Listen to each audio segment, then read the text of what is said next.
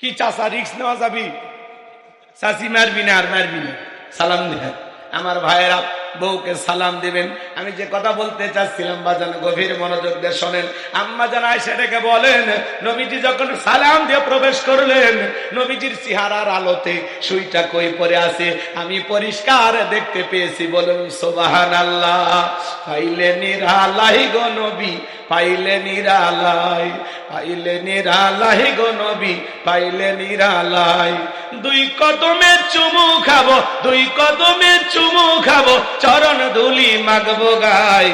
পাইলে নিরালাই গো নবী, পাইলে নিরালাই। জোরে কোন মারহাবা। কেমন নবী পাইছি বাজান, নবীর সম্মান মর্যাদা কত। যে নবী হ্যাঁ বললে তামাম পৃথিবীবাসীর জন্য আল্লাহ পাক হালালে পরিণত করে দেয়, যে নবী না বললে তামাম পৃথিবীবাসীর জন্য আল্লাহ পাক হারামে পরিণত করে দেয়। আল্লাহু আকবার।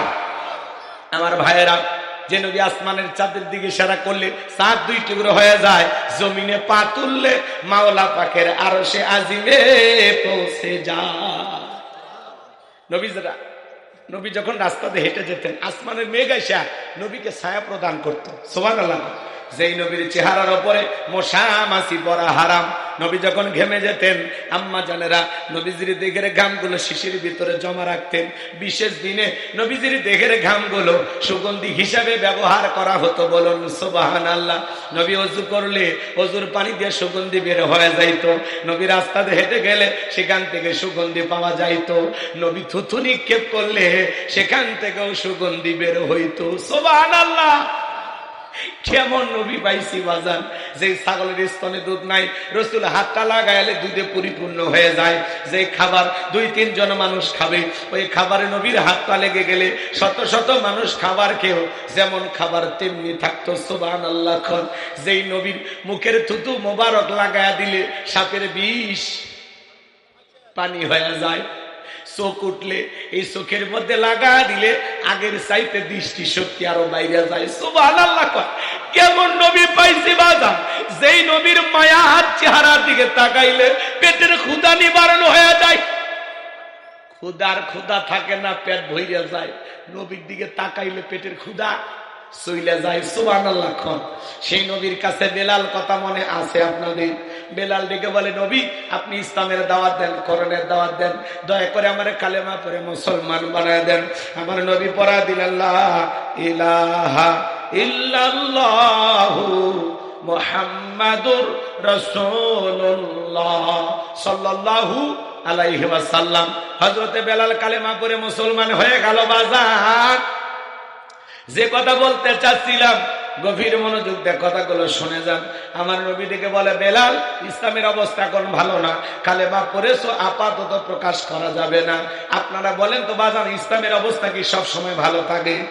আজও তামাম পৃথিবীর দিকে তাকায় দেখেন, যেখানে মুসলমান সেখানে নির্যাতন ও জুলুম আছে না নাই?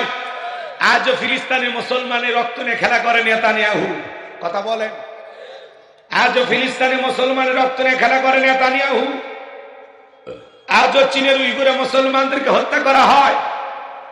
আজও ভারতে গরুর গোশত খাওয়ার অপরাধে মুসলমানকে পিটানো হয়। কথা বলেন ঠিক কিনা? যেখানে মুসলমান সেখানে নির্যাতন জুলুম আছে না নাই?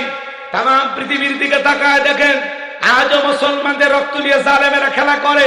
তামাম পৃথিবীর সাদা চামড়ার জানোয়ারেরা ঐক্যবদ্ধ হয়েছে পৃথিবীর জমিন থেকে ইসলাম আর মুসলমানকে মুছে ফেলে দেবে। কিন্তু কথা বলেন ঠিক কিনা? কিন্তু ওরা তো জানে না ইসলামের সুইচ আছে কার হাতে। আরো আসতে কম, ফেরেশতারা যেন শোনে না, আর আসতে কম। বাপ রে বাপ, একটু জোরে কন, ইসলামের সুইচ কার হাতে? মুখ খুলবেন না, মুখ খুলবেন না। ওয়াদা দিচ্ছেন বইয়ের কাছে যে প্রচুর শীত, মুখ খুলে কথা বলে দুর্বল হবেন, এরকম নিয়ত আছে নাকি? একটু জোরে বলেন, ইসলামের সুইচ আছে কার হাতে? আমার আল্লাহ বলেন, ইউরিদুনা লিতুফিউ নূরাল্লাহি বিআফওয়াহিহিম আল্লাহু মুতিম্মু নূরিহি ওয়ালাউ কারিহাল কাফিরুন। কাফেরা চাই মুখের ফুৎকারে দিনের আলোকে, ইসলামের আলোকে, কোরআনের আলোকে নিভায়ে দিতে। আমার আল্লাহ দেখে বলেন আল্লাহু মুতিম্মু নূরিহি, এই জমিনের দিনের আলোকে, কোরআনের আলোকে, ইসলামের আলোকে আমি আল্লাহ রাব্বুল আলামিন প্রতিষ্ঠিত করে ছাড়ব। যদিও কাফের বেঈমানদের অন্তরে যত ধরনের জ্বালা যন্ত্রণা হোক না কেন, ইসলাম আছে, ইসলাম ছিল, ইসলাম থাকবে। ইসলামকে থামিয়ে দিতে আসবে যারা, ওদেরকে থামিয়ে দিবেন তিনি কে? মনে রাখবেন, এই পৃথিবীর জমিনে ইসলামকে থামানোর ষড়যন্ত্র করেছিল নমরুদ, পারে নাই, ফিরাউন পারে নাই, আবু জেহেল পারে নাই।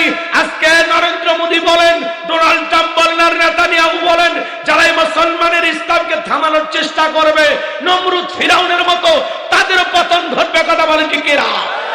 মনে রাখবেন, এই পৃথিবীর জমিনে যারা মুসলমান রক্তনে খেলা করে ওদের জীবনের পরিণতি ভালো হবে না। কথা বলেন ঠিক কিনা? তোমরা যদি মুসলমানকে মারার ষড়যন্ত্র করো, আমরা মুসলমান ইসলামের জন্য যদি প্রয়োজন হয় বিবির কাছ থেকে বিদায় নে, সন্তানদের কাছ থেকে বিদায় নে, মাথায় কাফনে বেঁধে আল্লাহর এই জমিনে আল্লাহর দ্বীনকে প্রতিষ্ঠিত করার জন্য শহীদ আবু সাঈদের মতো বুকের তাজা রক্ত ইসলামের জন্য, কোরআনের জন্য, দ্বীনের জন্য, কোরআনের রাষ্ট্র কায়েম করার জন্য কারা কারা দিতে রাজি? হাত তুলে দেখা, হাত তুলে দেখা।